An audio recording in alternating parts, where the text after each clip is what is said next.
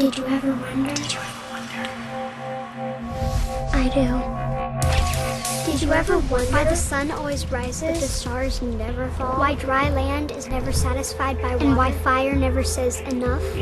Today's Bible Wonders, I would just like to share a thought of maybe you've heard the saying, guess who's coming to dinner? Well, in the case of the Last Supper, as a follow-up to Easter, I don't know if you've ever thought about this, but guess who is the dinner? As what Jesus did that night as he broke the bread and offered the wine was giving them some indication that we would be partaking of him in communion, hopefully as much as possible throughout our lives until he comes back for us. So the word that interestingly is translated Easter in the King James Version Bible, it comes from the Psach word, which means Passover. If you look in Acts chapter 12, I believe it is, in the King James Bible, and it says Easter, there it says Psach. So that Psach word is fascinating because it's the word that we normally would say is Passover. And truly interesting when you see in Exodus 12:21, where Moses is commanding what should be done, it says, take your lamb, and he uses the regular translation for lamb, which is a Zadok and an Aleph and a Nun.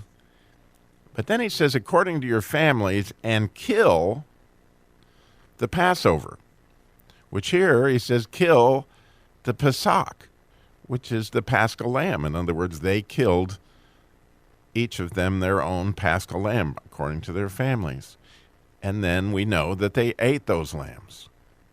And so as they ate those lambs, they took in Jesus himself, right? I mean, if that's the picture that's being drawn, and as we talked about in an episode last week, as we take in that, we can't help but be thankful.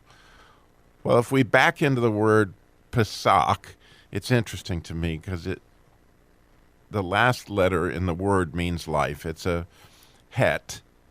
And essentially it's the idea of us reflecting God's image in marriage to him.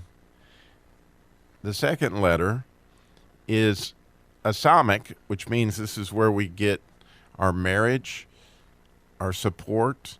And the first letter is a Pe, which would again be the face of God in the presence. So here we see that life is essentially coming from this marriage to God, which happens by eating him, literally, which Jesus made mention of when he said that you will eat my flesh and drink my blood. And every time we actually study the word, we take in God. I mean, that's a beautiful thing. So this morning when I got up and I started looking at these words and I started getting the illumination that just makes my face smile, I'm going, wow. And that's where my life is coming from. This is my support as we literally have an opportunity to eat the word every single day, really every single minute of our lives. Well, the other word that really intrigued me this morning as I was comparing these two words is the word temptation, which sounds a lot like Passover, only it starts with a nun instead of with a Pe.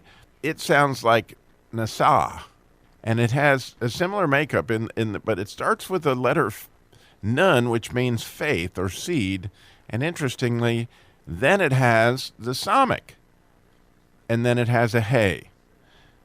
And so when you take those three letters to put together, it kind of is giving you this sense, and the word means testing, where the people tested God at Meribah. That was the place that you'll find this word in Hebrew, which is always confusing because you take these wonderful, beautiful things in their sin, and you go, how do these letters become sin? I always find that more than fascinating as I study them. But what this really means is, because a nun means faith, and so it's like you having faith in your support rather than in the real foundation. In other words, is your faith in your money, or is your faith in your marriage, or is your faith in your work? In other words, I've put my faith in my support is testing God. And so in the Lord's Prayer, when we say that every morning, right, lead us not into temptation, don't lead us someplace where you're not there, God, or where we're building on the wrong foundation to get our life, or in this case, to get our expression. So I wonder if you'll just wonder with me how we can continue to build on the right foundation, right? So our houses don't fall when the storms come. Something to wonder about today on Bible Wonders. Did you ever wonder?